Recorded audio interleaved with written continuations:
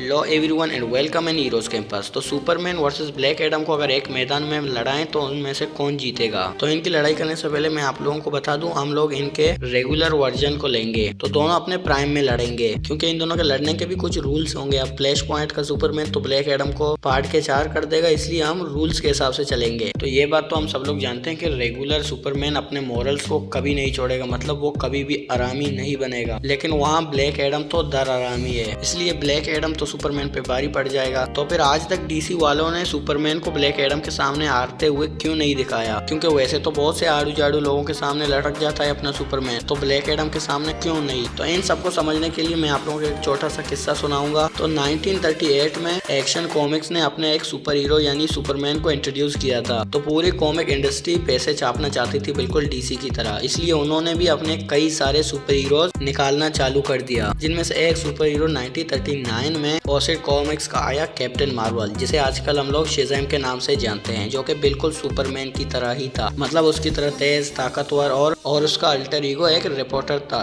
बिल्कुल सुपरमैन की तरह। तो फिर 1940s में कैप्टन मार्वल यानी अपने शेज़ैम बहुत फेमस हुआ, सुपरमैन से भी ज्यादा, इतना कि वो सुपरमैन के कॉमिक्स को आउट सेल करने लगा, जो डीसी वालों से बिल्कुल भी रहा नहीं गया। इसलिए उन्होंने 1941 में फॉसेट कॉमिक के ऊपर केस ठोक दिया कि कैप्टन मार्वल बिल्कुल सिमिलर है सुपरमैन की तरह। और फिर केस बहुत लंबा चला और 1953 में फॉसेट कॉमिक ने डीसी से एग्रीमेंट कर लिया, जिसके बाद कैप्टन मार्वल की सभी पब्लिकेशंस बंद हो गई। तो मतलब शेज़ैम और उसके बाकी मिलते जुलते कैरेक्टर कभी डीसी के थे ही नहीं। और फिर शेज़ैम के राइट्स डीसी के पास आने के बाद डीसी वालों ने कभी उसके पावर्स को ज्यादा नहीं दिखाया, ताकि वो सुपरमैन से भी ज्यादा पॉपुलर ना हो सके, और उसके मिलते जुलते कैरेक्टर्स को भी, यानी ब्लैक एडम वगैरह वगैरह। डीसी वालों ने कभी कभी तो उन लोगों को ज्यादा पावरफुल दिखाया है, लेकिन ज्यादातर बिल्कुल नहीं। क्योंकि भाई अगर हम लोग देखें तो मैजिक 2 मिनट में ही सुपरमैन के लोड़े लगा सकता है। तो इनजस्टिस के मल्टीवर्स वाले फैक्टर में रेगुलर सुपरमैन अपने इविल वर्जन को कभी भी नहीं हरा सकता, जब तक वो इमोशनल वाला फैक्टर ना लाएं, जो कि बेसिकली ऑडियंस को चूतिया बनाने के लिए किया जाता है हमेशा। मगर एक बार ऐसा होता है कि किसी और डायमेंशन के सुपरमैन ने ब्लैक एडम को इजीली हरा दिया था, और सुपरमैन के उस इविल वर्जन को अपने रेगुलर वाले सुपरमैन ने हरा दिया था। तो यहाँ पर यह सेंस करता है कि अपना सुपरमैन ब्लैक एडम को भी इजीली हरा देगा। मगर एक और बात, सुपरमैन ने कहा था कि